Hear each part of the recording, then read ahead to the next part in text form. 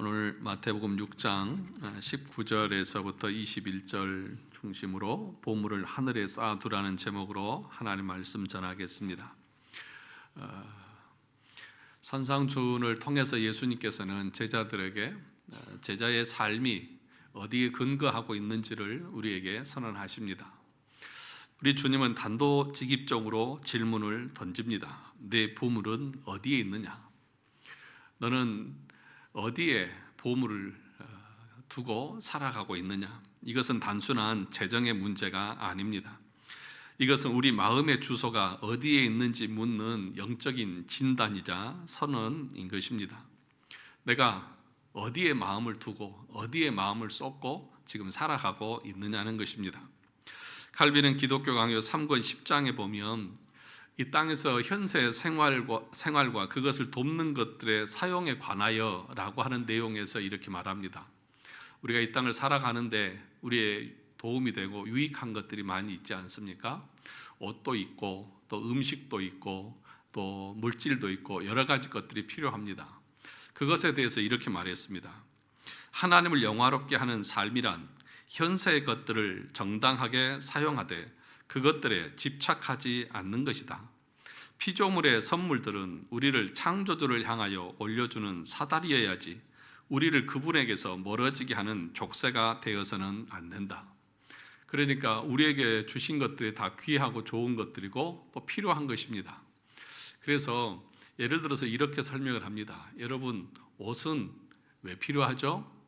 옷이 있어야 우리가 겨울에 따뜻하게 우리 몸을 보호할 수 있지 않습니까?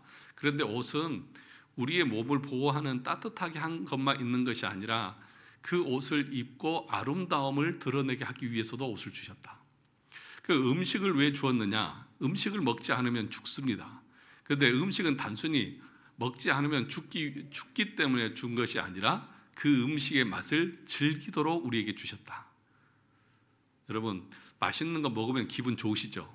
좋은 옷 입으면 기분 좋으시죠? 그게 하나님이 우리에게 주신 일반 은총입니다. 그러니까 뭐 우리가 과소비하고 막 그렇게 하는 것은 나쁜 것이지만 적당하게 옷을 잘 입고 멋을 내면서 사는 거 괜찮아요. 저 멋있잖아요. 안 그렇습니까? 아니 제가 여기 강단에 올라올 때 다 떨어진 허름한 옷 입고 오면 왜 저러고 다니시지 막 여러분들 그럴 거 아니에요. 그래도 저 주일날만큼은 제일 좋은 옷, 이 옷은 주일날만 있습니다. 양복 비싼 옷이에요. 예. 저 구두도 주일날만 신습니다. 예. 주일날은 제일 멋있고 제일 예쁘게 하고, 그런데 보면은 좋으시잖아요. 즐거우시잖아요. 그러니까 단순히 음식이나 옷이나 이런 것들은 그냥 겨우 배고프니까 먹기 위해서 또는 추우니까 헐벗고 다니면 안 되니까 주는 것이 아니라 우리 일반 은총적인 측면에서 옷을 잘 입고 정갈하게 입고 그러면서 사람들에게 기쁨도 주고 나도 기분이 좋고 또 음식도 먹으면서 맛있으면 기분이 좋잖아요. 그런데 문제는 뭐냐? 그것이 우리의 영적인 부분에 있어서 하나님으로부터 멀어지게 하면 안 된다는 거예요. 그런 것이 하나님이 우리에게 주신 것임을 감사하고 더 내 영혼이 하나님 앞에 올려드리는 사다리가 되어져야지, 자기 몸에만 치장하고 맛있는 것만 먹으러 쫓아다니면서 하나님과는 멀어지게 되면 그 일반 은총적인 것이 우리에게 아무런 유익이 안 된다는 것이죠. 그래서 여러분들이 잘 입고 잘 먹고 사는 것 중요합니다. 그런데 그것이 목적이 되어져서 하나님 앞에 드릴 것도 없고 하나님을 위해서 떼어드릴 시간도 없고 그렇다고 하면 그것은 문제가 있다. 그것은 우리를 하나님에게서 멀어지게 하는 족쇄가 된다. 그래서 그것이 족쇄가 되어져서는 안 된다. 그렇게 말하는 것입니다. 그러면 이 말씀을 들을 때 우리가 이런 생각들을 가져야 됩니다. 왜 주님께서 이 말씀을 하셨을까? 왜 너희 보물을 땅에 쌓아두지 말고 하늘에 쌓아두라 그렇게 단도직입적으로 말씀을 하셨을까?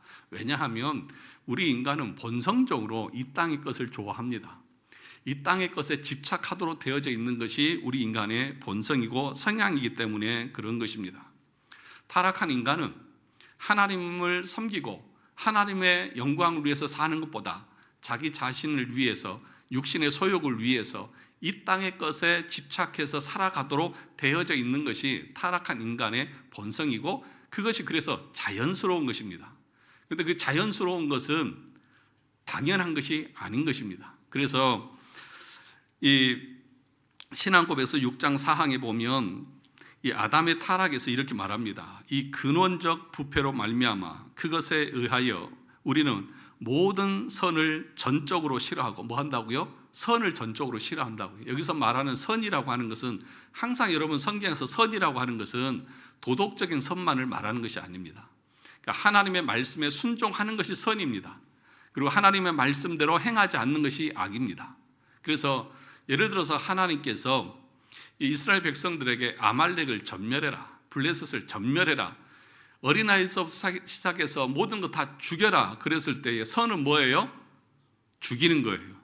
도덕적으로 볼 때는 생명을 앗아가는 것이 죄잖아요. 그런데 하나님의 말씀대로 순종하는 것이 선입니다. 그러니까 여기서 신앙 고백서에서 모든 선을 전적으로 싫어한다는 말은 하나님의 말씀에 순종하는 것을 좋아하지 않는다는 거예요. 인간이 본성적으로. 그러면서 이렇게 말합니다. 선을 행할 수도 없고 모든 선을 반대하며 모든 악에 전적으로 기울어져 있으며, 뭐라고요? 전적으로 악에 기울어져 있다. 그리하여 모든 자범죄들을 범한다. 그러니까 원죄에서 나오는 죄의 열매가 뭐냐? 자범죄입니다. 그래서 여러분들 억지로, 오늘 오전에도 말씀을 드렸지만 여러분들이 억지로 하기 싫은데 죄를 짓는 게 아니에요. 우리의 본성은 가만히 있으면 자연적으로 육신을 향하게 되고, 하나님의 말씀에 순종하는 것보다도 내 육신의 소욕을 쫓아서 살아가게 되어져 있는 것이 우리 인간이에요. 그래서 힘든 거예요. 그래서 하나님의 말씀을 듣고 그 말씀에 순종하고자 하는 은혜를 날마다 구해야 합니다. 그래서 칼빈은 기독교학교 1권 11장 8항에서 이렇게 말했습니다. 타락한 인간의 마음은 우상을 만들어내는 공장이다. 그래서 여러분, 우리 마음은 뭐예요? 우상 공장이에요. 마음에서 계속해서 내가 섬길 우상을 찍어내요, 만들어내요. 계속해서 돈을 만들어내고 세상의 명예를 만들어내고 세상의 권세를 만들어내고, 계속해서 하나님보다도 다른 것을 더 우선시하려고 하는 그 마음들이 계속해서 우리 마음에서 일어난다는 것입니다. 인간은 본성적으로 하나님보다 피조물을 더 사랑하며 영적인 것보다 세속적인 것에 마음을 두려는 강한 성향을 가지고 있다. 이것이 우리 인간의 실체고 본성이고 본질의 모습입니다. 그러니까 여러분 자신을 너무 과신하지 마세요. 제가 늘 얘기하잖아요. 저 믿지 말라고. 저도 은혜가 없으면 타락할 수밖에 없고, 마지막까지 이 믿음의 경주를 다 못 마칠 수도 있어요. 뭐가 없으면? 은혜가 없으면. 그래서 날마다 은혜를 구하고 그 은혜 가운데 살아가야 하는 거예요. 그러니까 하나님께서 우리의 모든 삶을 작정하셨다고 했잖아요. 예정하셨고 마지막 영화까지 완성되어졌다고 했잖아요. 그것은 항상 우리가 성경을 볼 때는 두 가지 관점에서 봐야 됩니다. 하나님의 관점에서는 그것이 그렇게 완성되어졌어요. 우리 인간의 관점에서는요, 내가 그것을 감당해야 하는 거예요. 하나님의 은혜 가운데서 그 믿음의 삶을 살아가도록 믿음의 경주를 끝까지 전심전력해야 하는 것이 우리 입장의 관점인 거예요. 그러니까 하나님이 다 완성해 놓으셨다, 그러니까 나는 뒷짐지고 그냥 구경만 해도 된다, 아니에요. 그건 하나님 편에서요. 하나님 편에서 성도의 견인은 택한 영혼들을 마지막까지 구원으로 이끌어 가셔요. 그런데 그것이 나에게 적용이 되고 내 삶에서 그것을 내가 순종하고 실천하는 것은 나의 몫이에요. 그런데 하나님께서 그 과정 가운데서도 은혜를 베푸셔서 택한 영혼들은 그 마음을 가지고 순종할 수 있는 은혜를 베풀어 주신다는 것입니다. 오늘 주님께서 19절에서 이렇게 말합니다. 너희를 위하여 보물을 땅에 쌓아두지 말라. 참 말이 앞뒤가 안 맞는 것 같죠. 우리가 생각할 때는 너희를 위하고 나를 위하는 것은 뭐예요? 이 땅에 보물을 많이 쌓아둬야 내가 좋지, 그렇지 않습니까? 그런데 지금 우리 주님은 역으로 말하는, 너희를 위해서 하는 말이다. 너희를 진짜 위하는 것은 너희 보물을 이 땅에 쌓아두는 것이 아니다. 동의하십니까? 봐요, 동의 하나도 안 하잖아요. 나를 위하는 것은 이 땅에 돈이 많아야 되고 이 땅에 뭐 먹을 거 마실 거 입을 것이 풍족해야 나를 위한 것이지, 그것이 없으면 나에게 무엇이 유익합니까? 그것이 우리 인간의 마음이잖아요. 그런데 우리 주님은 우리를 나보다 더 잘하시고 나보다 나를 더 사랑하세요. 그래서 우리 주님의 말씀은 곧 나의 가장 귀한 말씀이고 내 영혼에 가장 값지고 귀한 것이라는 사실들을 우리가 잊지 말아야 합니다. 오늘 물질의 이 번영, 민족적 번영, 이것이 그 당시 유대 사회에 있었던 생각입니다. 그러니까 메시아의 통치가 있을 때에 그들은 물질적으로 또는 국가적으로 영광을 누릴 것이다. 메시아를 그래서 기대한 것이잖아요. 어떤 메시아요? 세속적인 메시아. 이 땅을 이 로마 납치에서 우리를 해방시켜주고 우리의 먹고 마시고 입을 것들을 풍족하게 채워줄 그 메시아를 기대한 것이잖아요. 그러니까 그들의 관심은 여전히 이 땅에 있는 거예요. 그래서 주님께서 뭐라고 말씀하십니까? 너희를 위하여 보물을 땅에 쌓아두지 말라, 그렇게 말씀하고 계시는 것입니다. 여기서 쌓아둔다고 하는 것은 단순히 모은다고 하는 의미를 넘어서 미래를 대비해서 지속적으로 축적하고 모아두고 비축하는 것을 말하는 것입니다. 보물이라고 하는 것은 말 그대로 금은, 보석, 재산을 말합니다. 그런데 그것이 어디에 있다고요? 땅에 있다. 세속적이고 물질적인 그런 것들을 말하는 것입니다. 이것을 가리켜서 칼빈은 마태복음 주석에서 이렇게 말했습니다. 여기서 그리스도는 재물의 소유를 금하신 것이 아니라 마음으로 세상의 것에 집착하며 영원한 것을 멀리하는 탐심을 정죄하신다. 그것이 마음의 우상이기 때문이다. 재물을 소유하지 말라는 말이 아니라는 것입니다. 마음으로 세상의 것에 집착하고 그것에 더 가치를 부여하고 하늘의 것, 믿음의 영적인 것에는 무가치하게 생각하는 그 마음을 경계하고 있다는 것입니다. 그것이 우상이기 때문에. 여러분, 우상이라고 하는 것은 부처에게 절하는 것이 우상이 아니라 하나님보다 더 집착하고 더 우선시하는 것, 그것이 무엇이든지, 그것이 자식일 수도 있고 돈일 수도 있고 내 명예일 수도 있고 세상에 있는 그 모든 것이 하나님보다, 하나님 나라보다, 말씀에 순종하는 것보다 우선하고 있다고 하면 그것 자체가 우상이고 내가 우상을 섬기는 상태에 있다는 사실을 우리는 분명하게 알아야 합니다. 땅의 보물이 가진 세 가지 취약점이 있죠. 거기 다시 보시면 보물을 땅에 쌓아두지 말라. 거기에는 뭐가 있어요? 좀, 그 다음에 동로, 그 다음에 도둑. 좀이 뭐예요? 우리 청년들은 잘 몰라. 좀 먹었다, 막 이런 표현들 쓰잖아요. 이런 옷에도 계속 쌓아두면 좀이 갉아먹고 그러잖아요. 이 당시 유대 사회에서 재산 중에 하나가 옷감이었습니다. 그 옷감도 오래 쌓아두면 어떻게 돼요? 좀이 파먹는다, 그런 말인 것이죠. 그래서 이런 세속적인 부가 내부로부터 썩어가는 원리를 보여주고 있는 거예요. 좀은 그 천 안에서 생겨서 그것을 다 갉아먹고 쓰지 못하도록 만들어 버리잖아요.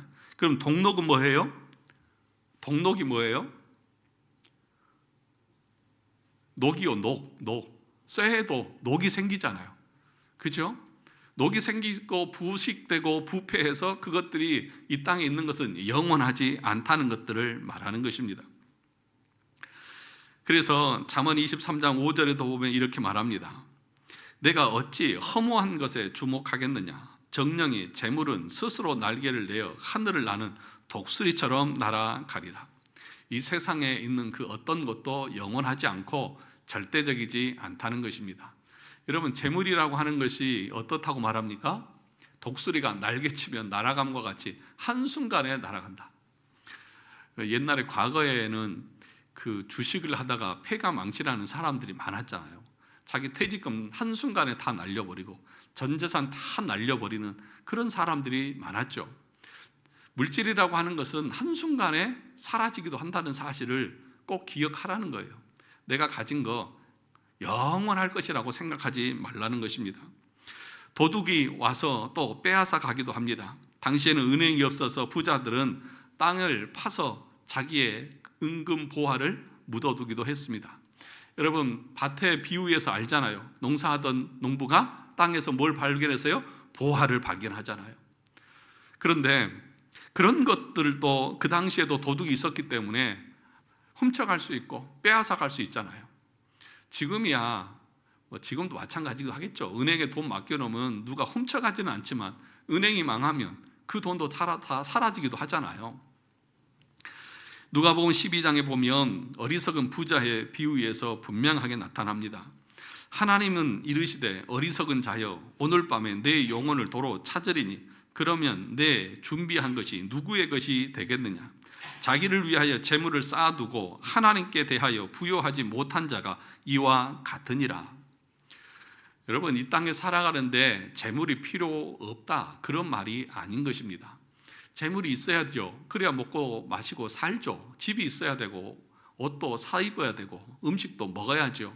그런데 거기에만 집착하고 그것에만 우선순위를 두면서 영적인 것에는 관심이 없고 하나님을 예배하고 하나님의 나라를 섬기는 일에는 관심 없는 그들을 향해서 예수님은 경고하는 것입니다. 세상 이 땅에 보화를 쌓으면 그것이 영원할 것 같지만 그것은 좀이, 동록이, 도둑이 와서 다 빼앗아 가서 영원하지 않다. 오늘 어리석은 그 부자 여러분 어떻습니까? 창고를 짓고 또 지어서 이제 먹고 마시고 영원히 살자 그럴 때에 주님이 말씀합니다. 오늘 밤에 네 영혼 불러가면 이 쌓은 것이 누구 것이 되겠느냐. 이 어리석은 부자야. 하나님을 향해서 부여하지 않는 영혼이 그와 같다. 그렇게 죽었다고 하면 그 영혼은 영원한 멸망이고 지옥이잖아요.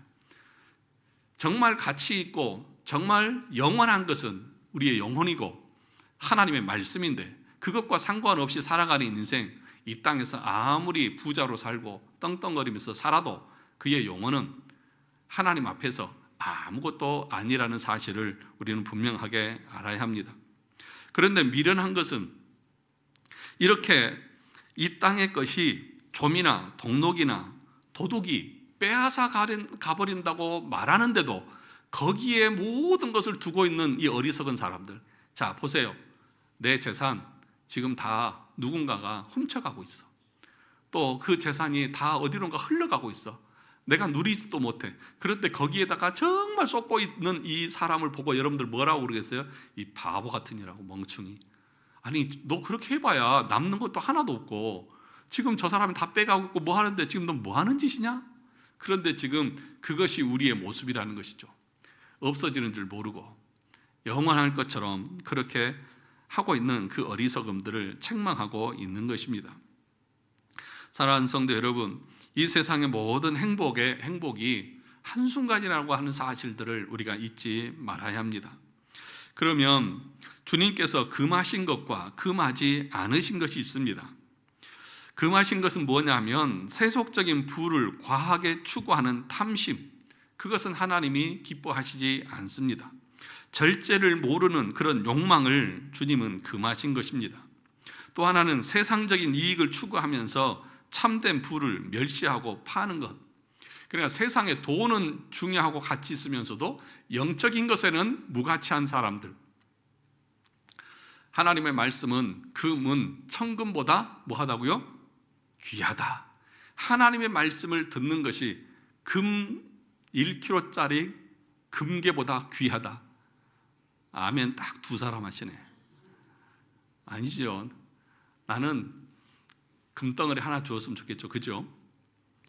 그런데 그런 가치관으로 살아가는 것을 경계하라는 거예요. 여러분, 정말 중요한 것은 무엇입니까? 하나님의 말씀이에요. 그런데 우리는 그 말씀을 귀하게 여기지 않아요. 제가 지난번에도 언젠가 설교 시간에 그런 비유를 들었을 거예요. 저 부산에 사시는 분이 만약에 이 서울에서 말씀을 전하는데 우리 교회 오면 제가 1kg짜리 금덩이 하나씩을 줍니다. 그러면 부산에서 KTX를 타고 서울역에 내려서 교회로 올까요? 안 올까요? 여러분 돈 별로 안 좋아하시는가 봐요. 아마도 안 올 사람 한 사람도 없을 거예요. 직장도 안 가고 올 거예요. 만약에 출근해야 한다고 하면 직장도 안 가고 만사를 제쳐놓고 올 거예요. 왜요? 지금 금 1kg가 얼마나 가요? 그 한 돈이고요. 한 돈에 지금 100만 원이잖아요. 그러면 여러분 얼마나 그게 큰 돈입니까? 그런데 여러분 그것보다도 말씀이 더 귀하다고요. 그러므로 여러분들은요 그 어떤 것보다도 귀하고 가치 있는 시간을 지금 보내고 있는 것이고 정말 귀한 복을 누리고 있다는 사실들을 아셔야 한다는 것입니다. 세 번째로 금한 것은 뭐냐 하면 쌓아둔 재물을 신뢰하고 의지하는 것입니다. 재물을 마음의 우상으로 삼는 탐심을 우리 주님은 경계하신 것입니다. 뿐만 아니라 네 번째로는 그 물질을 자신만을 위해서 이기적으로 자기만을 위해서 쌓아두고 하나님의 영광과 이웃의 유익을 나누지 않는 그것에 대해서 하나님은 금하신 거예요. 물질은 여러분 하나님의 나라와 영광을 위해서 주신 것이지 그거 쌓아놓고 자기만을 위해서 누리라고 하나님이 주신 것이 아닌 것입니다. 솔로몬 그래서 뭐라고 말했냐 하면 가난한 자를 위해서 베푸는 것은 하나님께 구워주는 것이다. 그렇게까지 말씀하고 있는 것입니다. 사랑하는 성도 여러분, 이 땅에서 살아가면서 우리에게 하나님이 여러 가지를 주십니다. 그런데 그것을 우리가 잘 선용하고 활용하는 것은 우리의 몫입니다. 그렇다고 하면 하나님이 금하시지 않은 것은 어떤 것일까요? 여러분, 부지런히 직장 생활하고 돈을 열심히 버는 것을 우리 주님이 금하신 것이 아닙니다. 여러분이 할 수 있는 그 직업과 그 직장에서 최선을 다해서 일해서 부를 쌓는 것은 잘못된 것이 아닌 것입니다. 뭐라고 말했냐면 로마서 12장 11절에도 보면 부지런하여 게으르지 말고 열심을 품고 주를 섬기라. 또 디모데전서 5장 8절에 보면 누구든지 자기 친족 특히 자기 가족을 돌보지 아니하면 믿음을 배반한 자요 불신자보다 더 악한 자니라. 무슨 얘기예요? 열심히 직장 생활해서 돈 벌어서 가족들 돌보고 먹이고 입히고 하는 거 그거 잘못된 거 아니에요. 열심히 해야 돼요. 그런데 문제는 뭐냐? 때로는 잘못된 신앙관을 가지고 있는 젊은이들이 있어요. 그냥 교회만 와가지고 교회에서 기타 치고 노래하고 교회 일만 열심히 하면 그냥 잘하는 것처럼 생각하는 사람이 있어요. 아니에요. 일주일 중에 6일 동안은 자기에게 주어진 학업 또는 직장이면 직업, 사업이면 사업 최선을 다해서 해야 돼요. 열심히 해야 돼요. 그런데 자기 할 일은 안 하고 교회에 와가지고 다른 일 한다고 하면서 이렇게 죽치고 앉아있으면 하나님이 복을 주실 것처럼 말하는데 그건 잘못된 거예요. 제가 그래서 옛날에도 청년부를 하면서 청년부 임원을 맡기는데 공부 열심히 안 하는 애들, 가정생활 똑바로 안 하는 애들, 자기 일도 못하면서 무슨 교회에 와가지고 교회의 일을 한다고 그런 말을 하고 있어. 그런 사람들은 안 시켰어요. 정말 자기 가정과 자기에게 직업과 학업과 이런 것들을 최선을 다해서 하는 사람이 교회에서도 어떤 직분을 맡아서 하는 것이지, 아니 뭐 교회에서 일하는 것만 거룩한 것이고 밖에서 내가 해야 될 일을 안 하는 것, 그 대충 하는 것은 간단하게 생각하는데 옳지 않습니다. 일반 은총적인 것도 하나님이 주신 것이고 하나님께서 우리에게 허락하신 영역입니다. 그래서 여러분, 저도 마찬가지고 우리 모두가 가정에서 남편과 아내, 자녀로서의 도리를 분명하게 해야 되고, 직장이면 직장인으로서 그 월급을 주는 사장님이 월급 주는 것을 아깝지 않도록 최선을 다해서 일을 해야 돼요. 그런데 그렇지 않고 하는 것은 그건 불안당이죠. 땀 흘리지 않고 그냥 공짜로 뭘 얻으려고 하는. 두 번째로 뭐라고 말합니까? 20절에 보니까 이렇게 말합니다. 오직 너희를 위하여. 여기서도 말하죠. 누구를 위하여요? 너희를 위하여. 그러니까 제발 제가 여러분들에게 말씀을 드리지만 이 하나님의 말씀은 순종하면 여러분들이 복을 받는다니까요. 아멘을 안 하시네. 여러분이 복을 받아요. 여러분의 유익을 위해서 주님이 명령하시는 거예요. 우리 주님은 모든 것이 완전하시고 완벽하시고 부족함이 없으셔서 우리가 신앙 고백서를 통해서 배우잖아요. 여러분들의 헌신과 열심과 기도가 그 모든 것이 어느 것 하나라도 티끌만큼도 하나님 앞에 보탬이 안 된다니까요. 여러분의 재산을 다 교회 낸다고 해서 하나님 앞에 티끌만큼도 그 재산이 늘어나지 않는다니까요. 그러니까 주님이 우리에게 명령하시는 것은 다 누구를 위해서라고요? 나를 위해서요. 제발 좀 이런 관점을 가지세요. 나를 부려먹는다 막 이런 관점이 아니라 정말 나를 위해서 우리 주님이 말씀하신다는 사실들을 여러분 기억하셔야 한다는 것이죠. 다시 보겠습니다. 20절. 오직 너희를 위하여 보물을 어디에 쌓아두라? 하늘에 쌓아두라. 거기는 좀이나 동록이 해하지 못하며 도둑이 구멍을 뚫지도 못하고 도둑질도 못하느니라. 완전히 대비되잖아요. 땅의 것과 하늘의 것이 똑같은 조건에서 완전히 대비되어져서 땅의 것은 다 썩어지고 없어지지만 하늘의 것은 영원히 남는다라고 우리에게 가르치지 않습니까? 그러면 하늘의 보물을 쌓는다고 하는 말의 의미가 무엇이냐? 첫 번째는 뭐냐 하면 그리스도와 연합 안에 있는 보화를 말하는 것입니다. 가장 근원적이고 핵심적인 보물은 누구입니까? 예수 그리스도 자신입니다. 그래서 우리 복의 모든 복의 근원은 어디에 있느냐? 예수 그리스도와 연합에 있다. 한마디로 말하면 그리스도를 믿는 데 있다. 그래서 그리스도를 믿는데 모든 복이 있다. 우리가 에베소서 오늘 1장을 봤는데 모든 신령한 복이 위로부터 나오고 그리스도 안에 있다라고 분명하게 가르치는 것입니다. 그래서 이렇게 말합니다. 그리스도께서 우리 밖에 계시고 우리가 그분과 분리되어 있는 한 그분이 인류의 구원을 위해 고난을 받으시고 행하신 모든 것은 우리에게 아무 유익도 되지 못한다. 우리가 그분과 접붙임을 받아 그분과 하나가 될 때에만 그분의 모든 복들이 우리에게 전달된다. 그러니까 그리스도 밖에 있는 사람들은 그리스도와 상관없어요. 다시 말하면 예수 그리스도를 온전하게 믿지 않는 사람은 믿음을 통해서 접붙임을 통해서 그분이 주시는 그 은혜의 축복들과 상관이 없다는 거예요. 예수 그리스도와 그래서 연합하는 것이 너희의 복을 하늘에 쌓는 것입니다. 예수를 믿는 것이 그래서 하늘의 복을 쌓는 것이다. 그것은 절대로 변하지도 않고 없어지지 않는 것이다. 그래서 골로새서 2장 3절에서 이렇게 말합니다. 그 안에는 지혜와 지식의 모든 보화가 감추어져 있느니라. 어디 아래요? 그 안에, 그리스도 안에. 골로새서 3장 3절에도 보면 우리의 생명이 그리스도와 함께 하나님 안에 감추어졌음이라 그렇게 말씀합니다. 에베소서 1장 3절도 찬송하리로다 하나님 곧 우리 주 예수 그리스도의 아버지께서 그리스도 안에서, 어디 안에서요? 그리스도 안에서 하늘에 속한 모든 신령한 복을 우리에게 주시되 그렇게 말합니다. 하늘에 속한 모든 신령한 복 어디에서만 주어져요? 그리스도 안에서만 주어진다. 한마디로 말하면 믿음의 복을 말씀하시는 것입니다. 예수 그리스도를 온전하게 믿고 살아가는 것, 말씀에 순종하며 살아가는 것, 그것이 여러분들이 하늘의 복을 누리는 것이고 하늘의 복을 쌓는 것과 다르지 않은 것입니다. 둘째로는 무엇이냐 하면 하늘의 보물은 은혜 언약 안에서 하나님이 그의 백성에게 약속하신 영생과 구원의 유업을 누리는 것을 말합니다. 베드로전서 1장 4절에 보면 이것을 썩지 않고 더럽지 않고 쇠하지 않는 유업이다 그렇게 말씀하고 있습니다. 약속을 붙들고 가는 거예요. 그 약속은 변하지 않습니다. 그 약속에 의지하면서 살아가는 삶이 여러분 하늘의 보화를 쌓는 것이다. 세 번째로는 선한 삶을 살아가는 것입니다. 디모데전서 6장 18절 19절에 보니까 선을 행하고 나누어 줌으로 하늘의 보물을 쌓는다고 말합니다.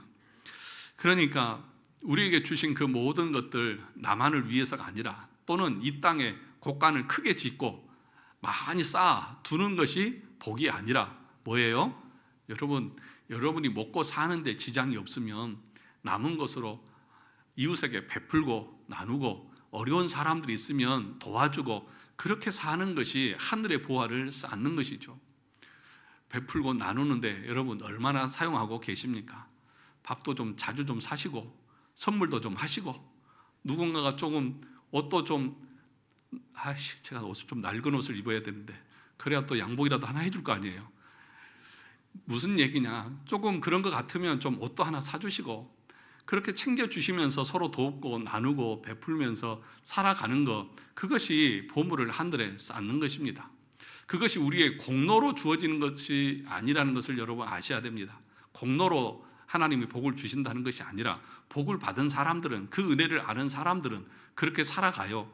그래서 나누고 베풀면서도 마음이 어때요? 기뻐요. 아까운 것이 아니라. 누군가에게 베푸는데 그거 아깝다 하지 마십시오. 정말 즐거움으로 하시면 그것이 하나님이 받으시는 것입니다.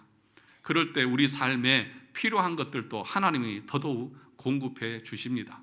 그것은 대가로 주는 것이 아니라 하나님께서 자비하심으로 우리에게 베풀어 주신다, 분명하게 말합니다. 그래서 신앙고백서 16장 선행에서 이렇게 말합니다. 이 부분 읽어드릴 테니까 잘 들어보세요. 우리는 우리의 최고의 선행들을 통해서도 하나님께로부터 죄의 용서나 영생을 공로로 얻을 수 없다. 그러니까 선행을 했다고 해서 그 공로 때문에 우리를 구원한 것이 아니다. 우리 5절에도 공부했죠. 그 이유는 선한 행위와 장차올 영광 사이에 큰 불균형과 또한 우리와 하나님 사이에 무한한 간격이 있어서 우리는 그 행위로 하나님을 유익하게 할 수도 없고 이전 죄의 벌을 갚을 수도 없기 때문이다. 여러분이 선을 행하면, 의를 행하면 그것이 얼마나 어려울까요? 하나님의 완전하심 앞에 우리는 불순하고 더러운 것뿐입니다. 그러면 예를 들어서 지금부터 내가 선을 행한다고 합시다. 지금부터 하나님이 원하시는 완벽한 선을 행한다고 합시다. 그러면 구원받기 이전에 내 죄는 어떻게 할 거예요? 그러므로 우리의 어떤 선행이나 공로로 하나님 앞에서 뭔가 얻을 수 있다고 하는 그 생각은 잘못이라는 것입니다. 그럼에도 불구하고, 그죠? 자격이 없고 유익하게 할 수도 없음에도 불구하고 성도들의 인격이 그리스도를 통해 받아들여졌기 때문에 그들의 선행도 역시 그리스도 안에서 용납된다.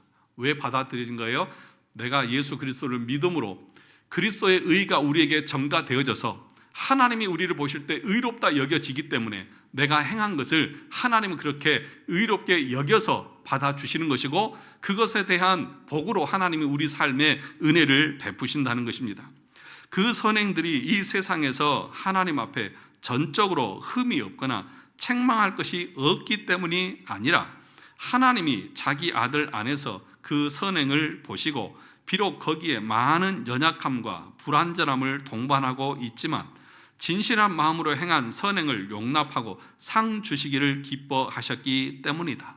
우리가 행하는 그 선이 불완전해요. 불결해요. 그런데 그것을 어디서 했어요? 그리스도 안에서 했어요. 그래서 그리스도가 완전한 것처럼 그렇게 여겨주셔서 그것이 불완전하지만 받으시는 거예요. 그리고 하나님은 그런 삶을 사는 자들에게 뭘 주기를 기뻐하신다? 상 주시기를 기뻐하시는 거예요. 그러니까 하나님은 우리에게 은혜 베푸시기를 원하십니다. 그런데 그것이 공로가 되고 대가 때문에 주시는 것이 아니라 믿음 안에서 행한 것이기에 그리스도께서 완전하심으로 우리에게 의를 입혀주셨기에 그 의 안에서 했기에 하나님은 그렇게 여겨주시는 거예요. 그러므로 여러분 우리가 뭘 선행을 베풀고 나누고 뭘 했다고 해서 그 공로 때문에 나에게 복을 주십시오 이렇게 주장하는 것은 잘못이에요. 내가 행한 것은 불완전해요. 그냥 하나님이 어여삐 여기셔서 받아주시고 그래서 그 믿음으로 행하는 것에 대한 복을 하나님께서 우리 가운데 주시는 거예요. 우리 단우가 뭘 달라고 그러면 줘요.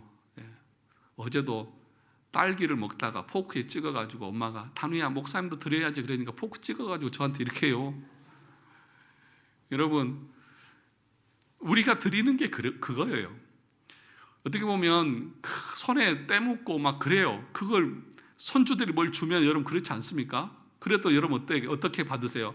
입 크게 벌려가지고 어이구 맛있다 그러고 받아주잖아요. 그리고 더 많은 거 사주시잖아요. 그 깨끗하고 완전해서예요. 그냥 할아버지가 예뻐서 사주는 거잖아요. 우리 하나님이 그러신 거예요. 내 아들이고 내 딸이에요. 비록 불완전하고 연약하지만 예수 그리스도 안에서 행하는 것을 기쁘게 받아주시고 여겨주시는 거예요. 그래서 그리스도 안에 모든 신령한 복이 다 있는 거예요. 그래서 믿음으로 행하는 그 모든 것이 우리가 하늘의 복을 쌓는 것이라는 것을 분명하게 가르치는 것입니다. 사랑하는 성도 여러분, 그런데 21절에 보면 이렇게 말합니다. 내 보물이 있는 그곳에 뭐가 있다고요? 내 마음도 있느니라. 반대로 말하면 마음이 있는 곳에 보물이 있어요. 내 마음이 어디를 향하고 있느냐? 그건 어떻게 알 수 있어요? 내가 시간을 어디다 제일 많이 사용하고 있고 물질을 어디다 제일 많이 사용하고 있고 내가 무엇을 가장 중요하게 여기고 있는가를 보면 그 사람의 마음이 어디 있는지를 알아요. 주일날 하나님 앞에 예배 나오는 것이 우리의 일주일의 삶 속에서 가장 우선순위예요. 그것이 믿는 자의 신앙 고백인 거예요. 왜요? 그 사람은 자기가 일주일 내내 열심히 일하고 애쓰는 그 목적이 어디 있느냐? 주일날 하나님 앞에 나아가서 기쁨으로 예배하기 위해서 열심히 일하는 거예요. 그것이 웨스트민스터 신앙 고백서나 또는 그 대소요리 문답에서 일문에서 하고 있는 것이잖아요. 사람의 제일 되는 목적이 뭐예요? 하나님을 영화롭게 하고 영원토록 그분을 즐거워하는 것. 이것이 우리 존재 목적의 첫 번째잖아요. 그러니까 목적이라고 하고 말할 때에 단순한 목적을 말하는 것이 아니라 우선순위에서 최고에 있는 목적을 말하는 것이에요.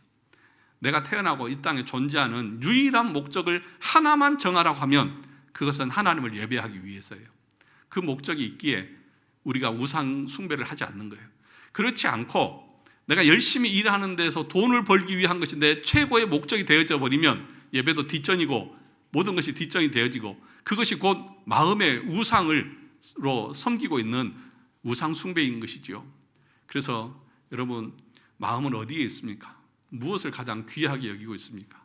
무엇을 가장 가치 있게 여기고 있느냐 하는 거예요.